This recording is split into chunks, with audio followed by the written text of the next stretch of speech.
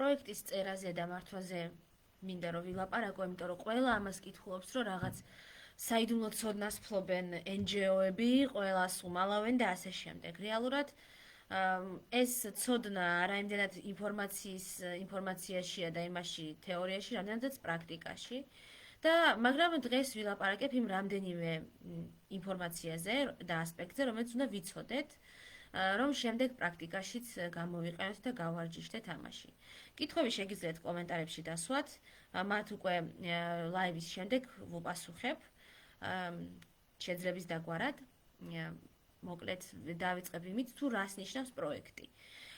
პროექტი არის რამდენიმე კონკრეტულ ამოცანის შესასრულებლად ძალიან კონკრეტულ დროში განსაზღვრული ღონისძიებების ერთობლიობა. ანუ ეს არის კონკრეტულ დროში მოცემული ღონისძიებები, რომლებიც უნდა განხორციელდეს იმისთვის, რომ რაღაც მიზანს მივაღწიოთ. ეს განსხვავდება მაგალითად პროცესისგან, რომელიც არის დაუსრულებელი და რომელსაც ანუ არ აქვს კონკრეტული ვადები და შეიძლება ქონდეს განსაზღვრული მიზნები, მაგრამ საკმაოდ ზოგადი. ეს არის პროცესი იყო ის, თუ როგორც მუშაობდნენ ორგანიზაციები ადრე, მე-20 საუკუნეში, როცა მოდიოდნენ ადამიანები დილის 9-დან საღამოს 6-მდე და მუშაობდნენ სხვადასხვა საკითხებზე. დღეს გადავედით პროექტულ მუშაობაზე, განსაკუთრებით არასამთავრობო ორგანიზაციები. რატომ მოხდა ეს? პირველი რომ ყველა კვლევის მიხედვით ახალგაზრდები უფრო მეტად დაინტერესებულნი არიან ხანმოკლე პროექტებით, ანუ ხანმოკლე ღონისძიებებით. ადამიანებს უკვე იმდენად აღარ იზიდავთ სამსახური, სადაც შეიძლება 40 წელი ერთი და იგივე საქმე აკეთო. ანუ რუტინა. ისედაც мотиваციისთვის ფსიქოლოგების და ფსიქოლოგიური კვლევები ადასტურებს, რომ ადამიანს სჭირდება დაინახოს შედეგი, ანუ რაღაცის დასაწყისი და დასასრული. ჩვენი ტვინი მუშაობს, ასე ვთქვათ, პაუზებით. რას ნიშნავს ეს, რომ როდესაც ჩვენ ვიცით, რომ აი რაღაც პერიოდი უნდა ვიმუშაოთ ინტენსიურად, რომ რაღაც შედეგზე გავიდეთ და ეს დამთავრდება, უფრო კარგად ვმუშაობთ, ვიდრე როცა ვიცით, რომ დაუსრულებლად უნდა ვიმუშაოთ და უამრავი რამე გვაქვს გასაკეთებელი და ამ დროს, როცა ეს ყველაფერი განუსაზღვრელია და არ ვიცით, როდის მორჩება ეს ჩვენი საქმეები, ვცდილობთ, რომ უკვე мотиваცია გვიქვეითდება და ვმუშაობთ ნაკლებს რეალურად. მაშინ, როდესაც პროექტი უფრო მეტად გვაძლევს мотиваციას, იმიტომ რომ ვიცით, რომ რაღაც პერიოდის შემდეგ დასრულდება და გვაქვს განცდა, რომ შემდეგ ჩვენ შეგვეძლება, რომ თუნდაც დავისვენოთ. სხვა შორის ძილიც მათ შორის იმისთვის არსებობს, რომ პაუზები იყოს ჩვენს ყოველდღიურ საქმიანობებს შორის და ამ პაუზები გვამახსოვრებინებს მერე, რომ გუშინ რას ვაკეთებდი, იმიტომ რომ გუშინს და დღევანდელს შორის პაუზა, ანუ სხვაობა არის ზუსტად ეს ძილის პერიოდი მათ შორის. მეორე საკითხი, რატომაც შემოვიდა პროექტული დაფინანსება, არის რეალურად დაფინანსების ერთგვარი შემცირებაც მათ შორის. უკვე სახელმწიფოები იმდენად აღარ აფინანსებენ ახალგაზრდულ ორგანიზაციებს, შემოვიდა აქტიურად ბიზნესიც მათ შორის ამ დაფინანსებაში, ხოლო ბიზნესს სურს, რომ დაინახოს კონკრეტული შედეგები და საკმაოდ სწრაფად.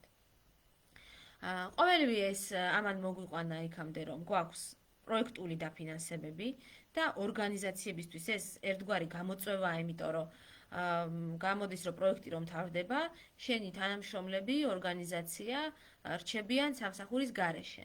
და ამიტომ დროზევე ეგრევე უნდა დაიწყო სხვა პროექტზე მუშაობა და მუდმივად გიწევს დაფინანსების მოძიება. ამიტომ დღეს მე ვილაპარაკებ როგორც პროექტის დაწერის, ანუ აპლიკაციის მთავარ მოთხოვნებზე, ოღონდ არ განვიხილავ რომელიმე კონკრეტული დონორის აპლიკაციას და ამიტომ ძალიან დეტალებში არ ჩავალ, უბრალოდ ზოგად საკითხებს მიმოვიხილავ, რა უნდა იყოს აუცილებლად. ასევე ისედაც პროექტის წარმართვისთვის, ანუ იმისთვის, რომ რეალურად ის ღონისძიებები იყოს წარმატებული, რა გვჭირდება, რომ ვიცოდეთ და რა უნდა გავითვალისწინოთ, როგორ უნდა ვიმუშაოთ. ასევე ცოტას ვილაპარაკებ სპონსორის მოძიებაზე. იმიტომ რომ ფინანსების მოძიება, ანუ fundraising-ი არის უფრო მეტი, ვიდრე უბრალოდ საპროექტო განაცხადის შეტანა. ამაში რა თქმა უნდა და ფინანსების მოძიებაში შედის საგრანტო განაცხადების შეტანა და დაფინანსების მოპოვება პროექტებით, მაგრამ ასევე შედის სპონსორებთან ურთიერთობა, ინდივიდუალურ შემომწირველებთან, მსხვილ ბიზნესებთან, რომ კორპორატიული სოციალური პასუხისმგებლობის ფარგლებში გახდნენ თქვენი სპონსორები, როგორც ფულის კუთხით, ასევე მაგალითად არაფულადი რესურსებით, არამედ ოფისის დათმობით, რაღაცა პროდუქციის გადაცემით, აი კვების უზრუნველყოფით, ან მაგალითად მარშრუტკის ტრანსპორტირების, ან საოფისე საკანცელარიო ნივთების უზრუნველყოფაც მათ შორის, ან მოხალისეები რო დაგახმაროთ რომელიმე საწარმომ, ესეც ერთგვარი სპონსორობის მოძიებაა და დაფინანსების მათ შორის. ამაზეც ვილაპარაკებ, იგივე ეხება crowdfunding-ს, ანუ როდესაც ჩვენ ხალხს ვთხოვთ, რომ 1-2 ლარი დავუშვათ ჩარიცხოს იმისთვის, რომ ჩვენ რაღაც პროექტები გავაკეთოთ და სხვა კიდევ მექანიზმები არსებობს. დავიწყებ იმით, რა უნდა გავითვალისწინოთ ზოგადად, როდესაც რაღაცას ვგეგმავთ. და შემდეგ ამის ასახვა უკვე პროექტში ძალიან გაგვიმარტივდება. პირველი არის საჭიროებების კვლევა. ანუ იმ სამიზნე ჯგუფს, რომლისთვისაც ვაკეთებთ კონკრეტულ პროექტს, ძალიან კარგად ვსწავლობთ. იქნება ეს ამ ადამიანებთან შეხვედრები, მათ შესახებ სტატიების წაკითხვა, სხვა ორგანიზაციებთან გასაუბრება, თანამშრომლებთან გასაუბრება, რომლებსაც ადრე ჰქონდათ მაგალითად ამ ჯგუფთან ურთიერთობა ადამიანებისას, იმიტომ რომ არ აღმოჩნდეს, რომ ის რასაც ვაკეთებთ, უკვე გაკეთებული აქვს ვიღაცას და რაღაც მიზეზის გამო აღარ ჭირდება. მაგალითს მოგიყვანთ ასეთი სწორი დამოკიდებულების საჭიროებების კვლევის ერთ-ერთმა ადამიანმა მომწერა და მითხრა, რომ მინდა უსინათლოებისთვის ხმოვანი წიგნები კი არა და ბიბლიოთეკა მინდა გავაკეთო უსინათლოებისთვისო. მე ავუხსენი, რომ უსინათლოებისთვის ბიბლიოთეკები არსებობს, როგორც უსინათლოთა კავშირს აქვს ასეთი ბიბლიოთეკა და მათ აქვთ როგორც ბრაილის, ასევე დისკებზე ჩაწერილი მხატვრული ლიტერატურა, ასევე რამდენიმე სხვა ბიბლიოთეკაშიც არის დისკებზე ჩაწერილი აუდიო ლიტერატურა და ასევე ელექტრონულ ანუ PDF ფორმატში წიგნები. ანუ გამოდის, რომ უკვე ბიბლიოთეკის თავიდან შექმნა, ხო, მოიკვლია იმ ადამიანმა საჭიროება და აღმოჩნდა, რომ აღარ არის საჭირო. ახლა, როდესაც მოვიკვლიეთ, რომ რაღაც ისი გაკეთებაც გვინდოდა, არ ყოფილა თურმე საჭირო, არის ორი შესაძლებლობა. ერთია, რომ ვიკვლევთ მაშინ რა არის საჭირო, სად არის პრობლემა, ან მეორე თუ ვიცით, რომ სხვა კუთხით ჩვენ არ შეგვიძლია და არ სპეციალისტებით სხვა რაღაცებზე, შეგვიძლია თავი დავანებოთ იმ კონკრეტულ პროექტს. მაგალითად, რა იქნებოდა საჭიროების შემდგომი კვლევა, ხო? თუნდაც ის, რომ მკითხავდა მაშინ რა გამოწვევებს აწყდებიან უსინათლოები ლიტერატურასთან როგორი წვდომა აქვთ. და აქ ვეტყოდი, რომ მაგალითად არ აქვთ წვდომა იმდენად თანამედროვე ლიტერატურაზე, იმიტომ რომ არ იციან გამომცემლობებიდან წიგნების გადმოწერა, პლუს ეს თანხებთან არის დაკავშირებული აუდიო წიგნების გადმოწერა. ვიტყოდი, რომ სახელმძღვანელოების ნაკლებობა, ანუ სტუდენტებისთვის საუნივერსიტეტო სააკადემიური ნაშრომების. ვიტყოდი, რომ პრობლემაა ის, რომ რამდენიმე ბიბლიოთეკაშია გაფანტული ეს წიგნები და მაგალითად რეგიონებში, ძირითადად თბილისში და რეგიონებში მცხოვრებ უსინათლოებს უწევთ თბილისში ჩამოსვლა და სირბილ-სირბილი, რომ რომელ ბიბლიოთეკაში რა წიგნი იპოვონ. და რა სერვისი, ამიტომ საჭიროა თქვათ ერთიანი რაღაც პლატფორმა, რომ შეიქმნას თუნდაც ვებსაიტი, სადაც ეს წიგნები იქნება განთავსებული. შემდგომ, რასაც ვაკეთებთ, საჭიროების კვლევიდან გამომდინარე, არის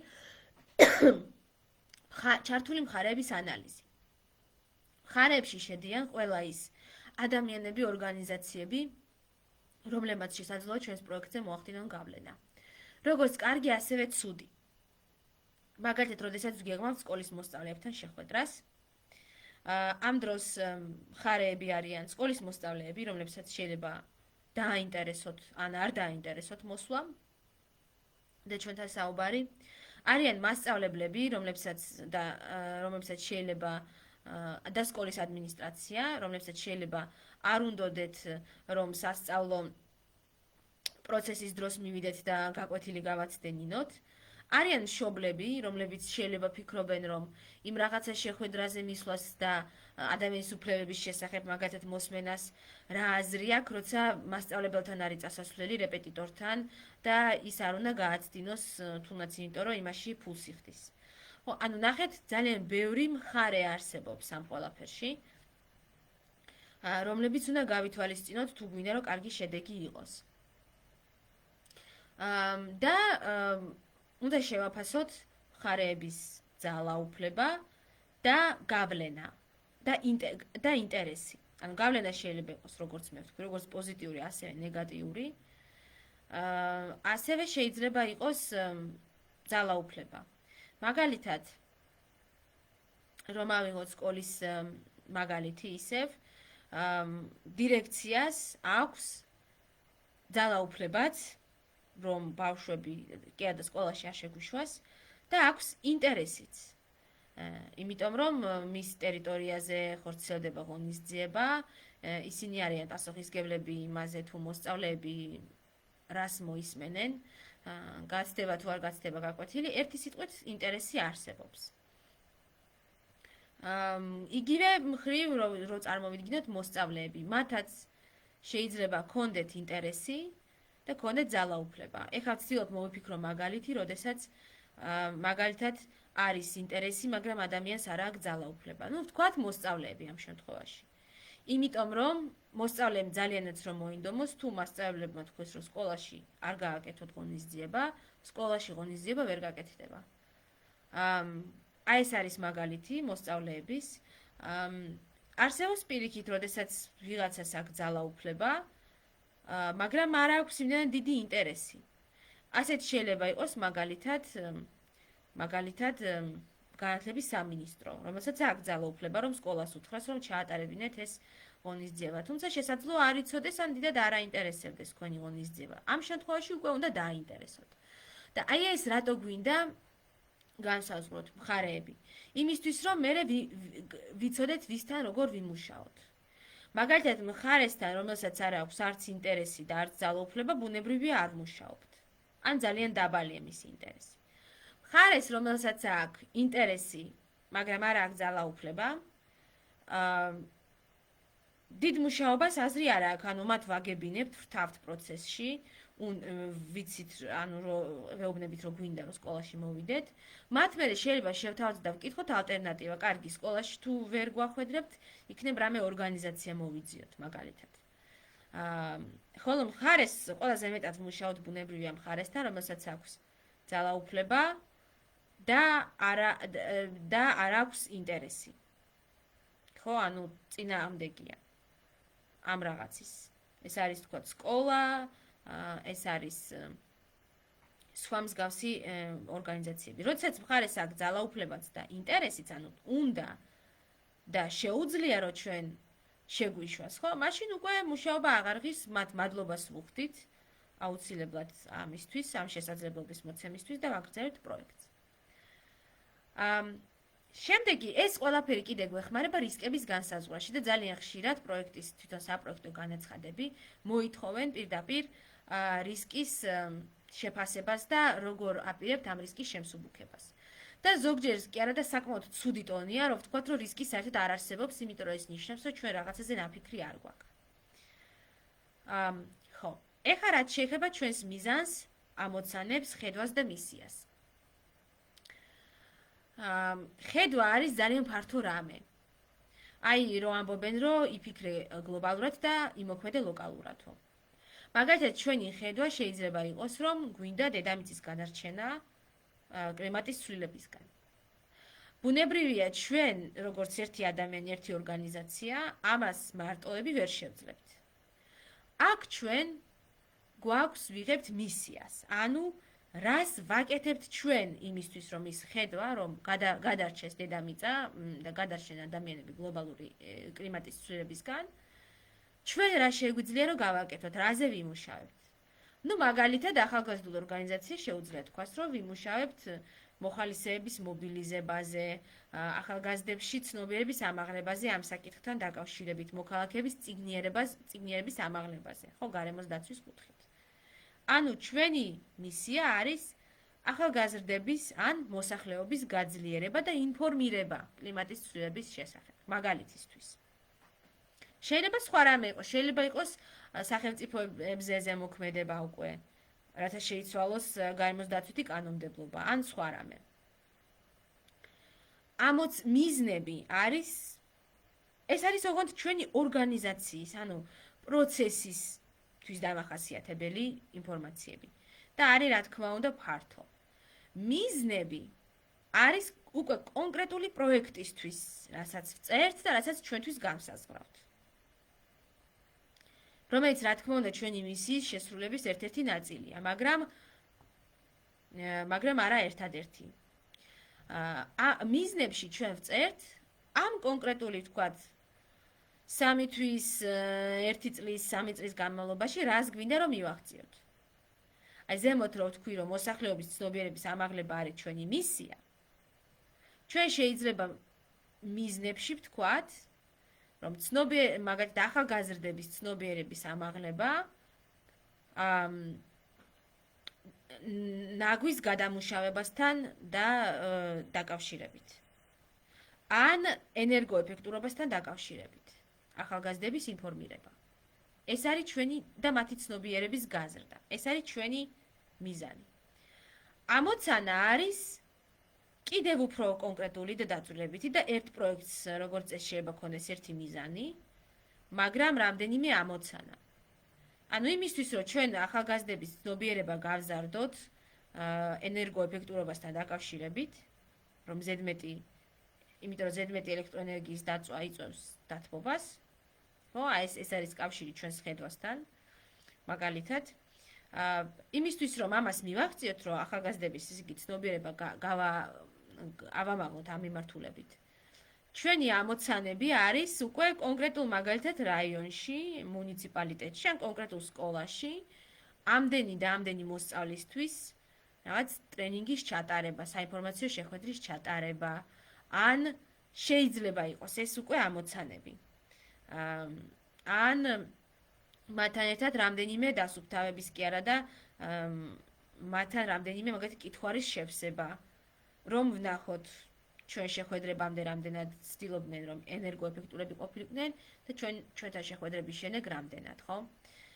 ანუ ეს არის უფრო კონკრეტული და რომელია მიზანი და რომელია ამოცანა საკმაოდ რთული გასამიჯნია.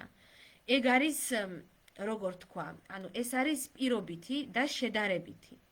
რომელია მიზანი, რომელია ამოცანა. რაც უფრო მსხვილი დაფინანსება არის, ხო, რაც უფრო მსხვილმასშტაბიანია პროექტი, მით უფრო ზოგადია ამოცანა, მიზანი და მით უფრო ზოგადია ამოცანაც.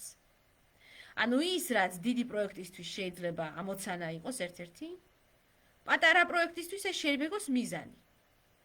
იგივე რაღაც.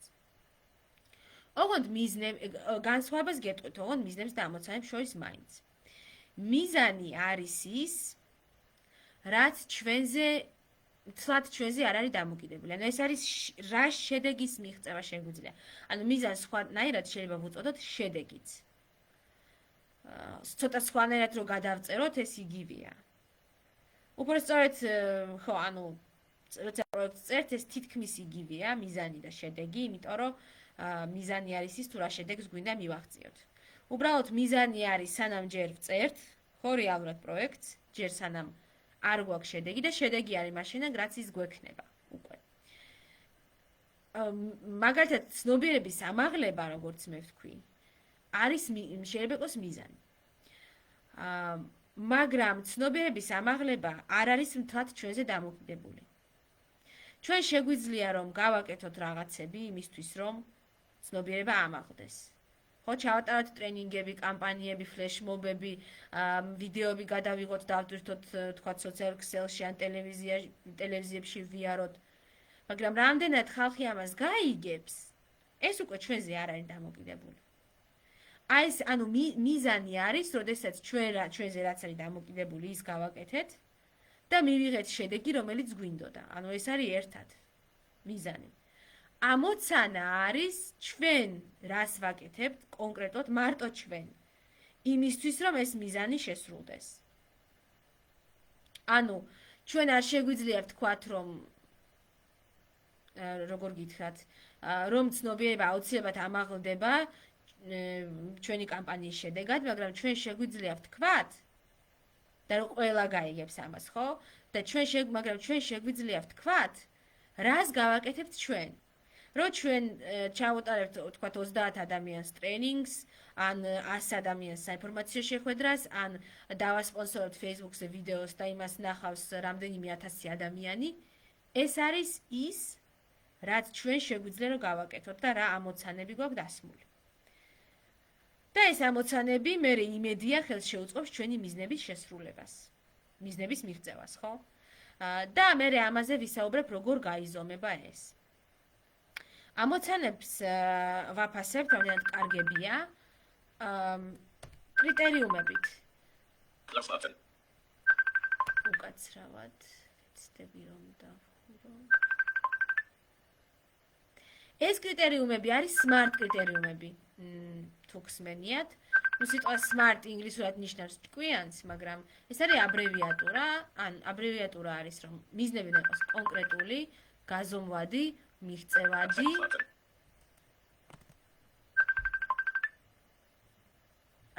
რეალისტური და დროში გაწერილი. რატომ? ხო, იმიტომ რომ მე ამ მიზნებით გაგვიადვილდება ჩვენთვის საინტერესო შედეგების მიღწევა. რამდენად მივაღწიეთ შედეგს. აი მაგალითად, რა შეიძლება იყოს კარგი ამოცანა. ვთქვათ, თბილისის 3 სკოლაში 30-30 მოსწავლისთვის ტრენინგების ჩატარება, თითო 2 საათიანი შეხვედრის ჩატარება ენერგოეფექტურობის შესახებ, რომელსაც დაესწრება ამდენი ადამიანი, შეიძლება იყოს ერთი ამოცანა. მეორე ვთქვათ, ვიდეო რგოლის მომზადება, რომელსაც ნახავს სიტყვაზე 3000 ადამიანი და ასე შემდეგ. ეს არის ამოცანები.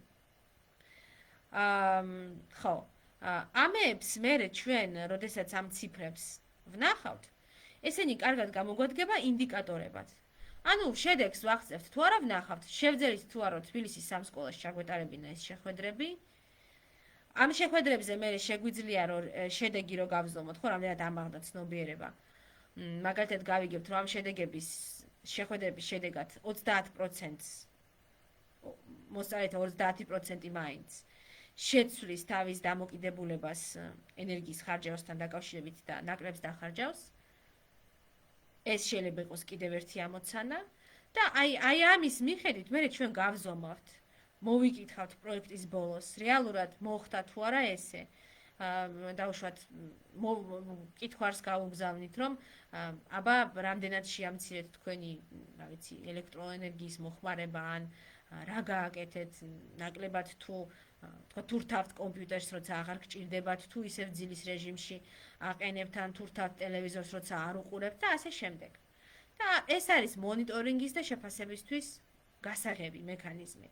რაც უფრო კონკრეტულ მიზნებს და რაც უფრო კონკრეტულ ამოცანებს დავისახავთ, მით უფრო მალე და მარტივად გავიგებთ, რას ვაკეთებთ და რა შედეგებს მივაღწევთ.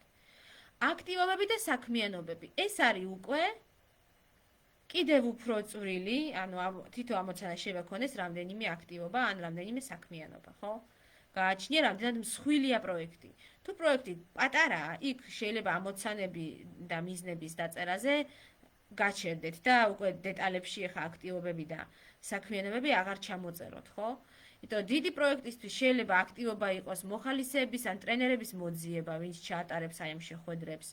არ ვიცი, ვიდეო გადამღები ჯგუფის მოძიება, დასპონსორების შესწავლა როგორ ვაკეთებთ და ასე შემდეგ ამ სტრატეგიის შემუშავება. მაგალითისთვის, ხო, ანუ უფრო წვრილი არის აქტივობები და შემდეგ კიდევ უფრო წვრილი არის, თქვათ, საქმიანობები. ოღონდ დიდ პროექტში ეს აუცილებელი გასაწერია იმისთვის, რომ კონკრეტულმა ადამიანებმა იცოდნენ რა აქვთ გასაკეთებელი დროის კონკრეტულ მონაკვეთში, იმიტომ რომ როდესაც ყველას ყველაფერი ავალია, რეალურად არავის არაფერი არ ავალია. ამიტომ ხდება ამის დაწვრილმანება ასე.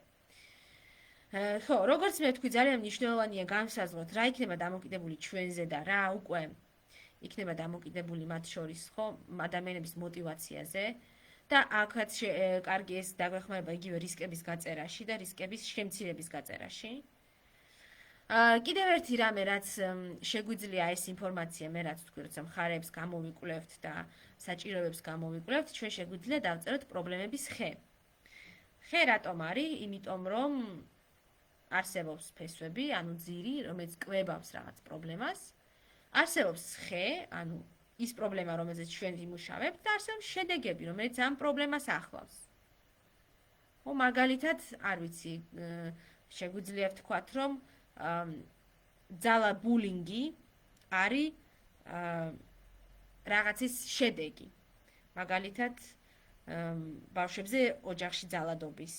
და მაგალითად, ბავშვებზე ოჯახში ძალადობაზე თუ ვმუშაობთ, ან ქუჩაში მომუშავე ბავშვებთან, შეგვიძლია ვთქვათ, რომ ეს არის პრობლემა, შედეგები არის, მაგალითად, ბულინგი, არის ის, რომ ეს ბავშვები შეიძლება სკოლაში ისე კარგად ვერ სწავლობენ და ასე შემდეგ და ამის ძირი ასევე შეიძლება იყოს ბევრი რამე.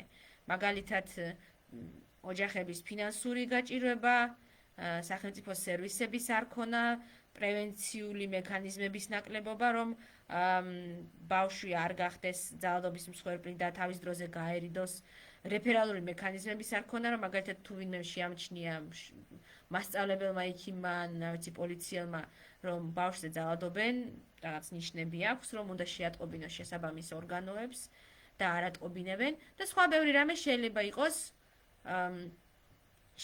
აი ამ ძალადობის ასე ვთქვათ, გამომწვევი მიზეზი. სიდუხჭირე და სხვა ბევრი. უბრალოდ პრობლემა არის რეალურად ის, რომ ხშირად რაღაცები არის მიზეზიც და შედეგიც.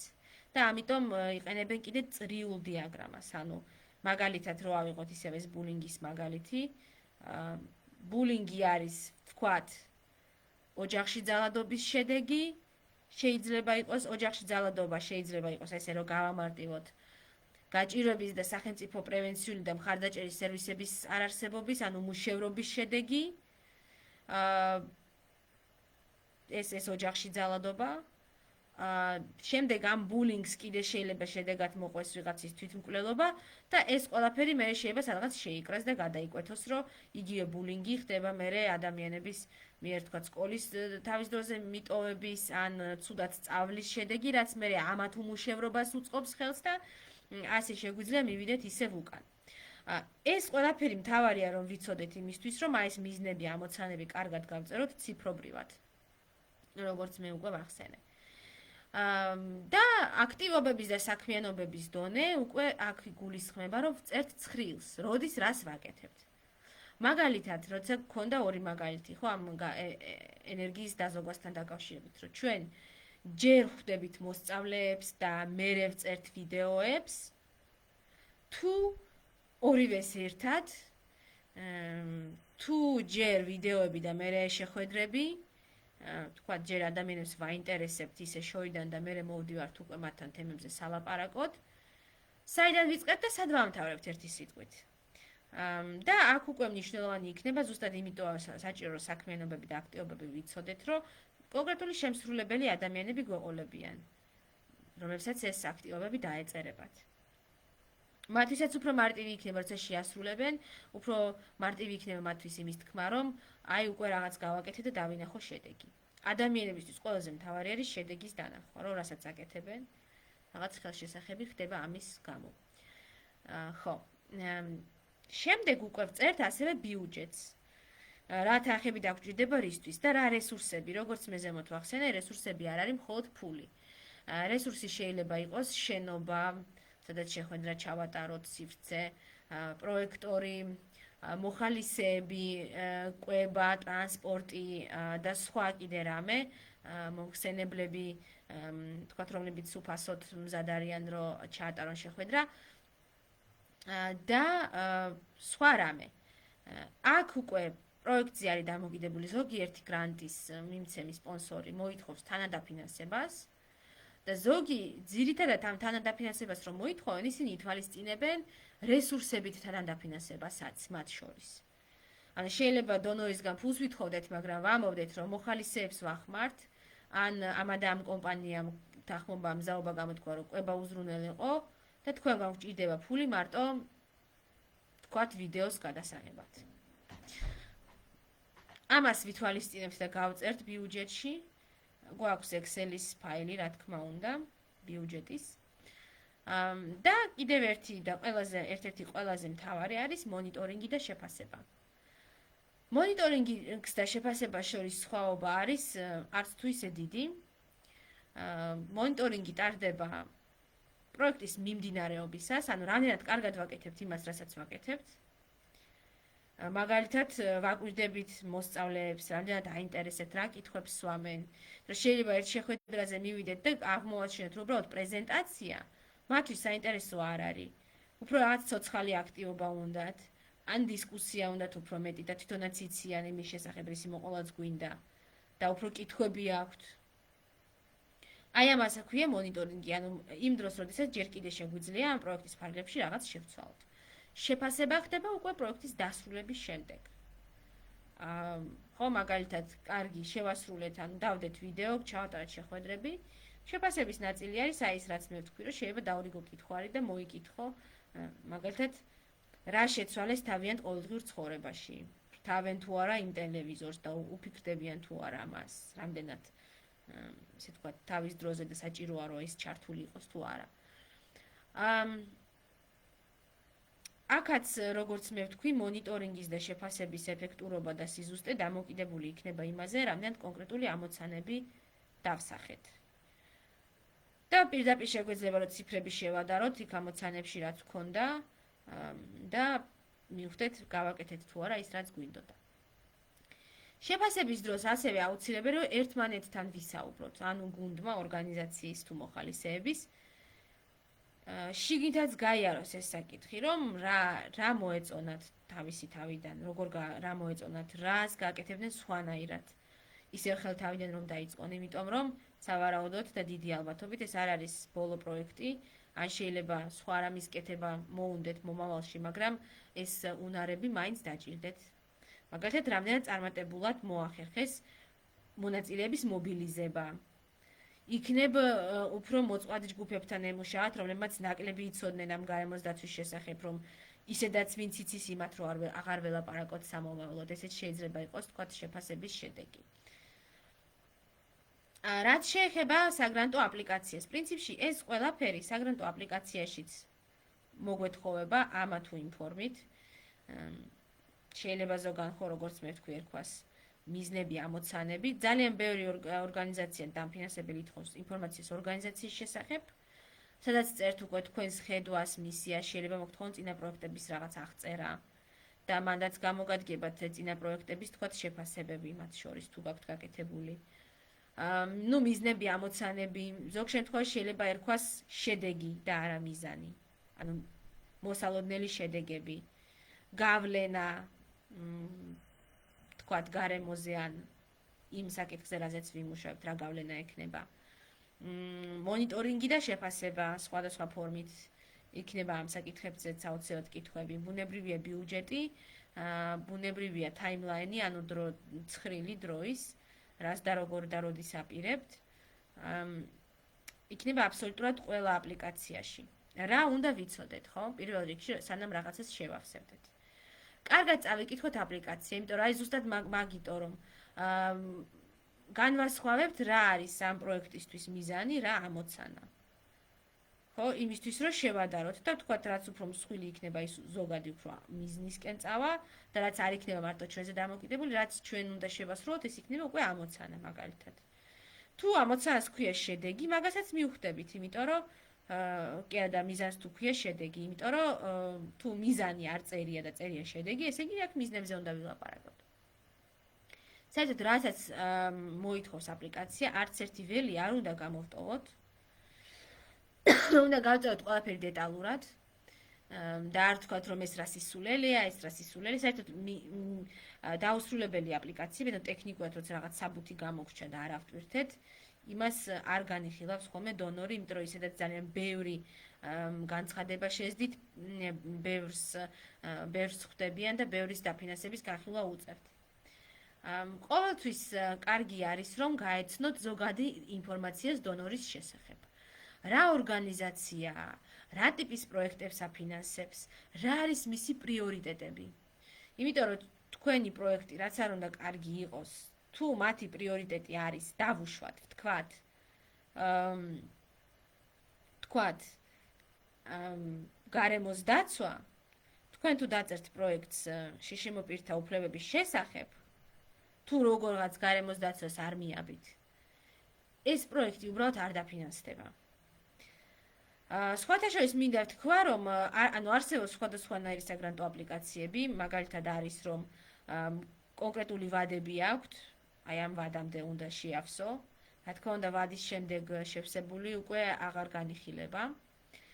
და არის, როდესაც მთელი წლის განმავლობაში იღებენ და უწერიათ, რომ ამა და ამ რამდენიმე თვეში განვიხილავთ და ამას პასუხს შეგატყობინებთ.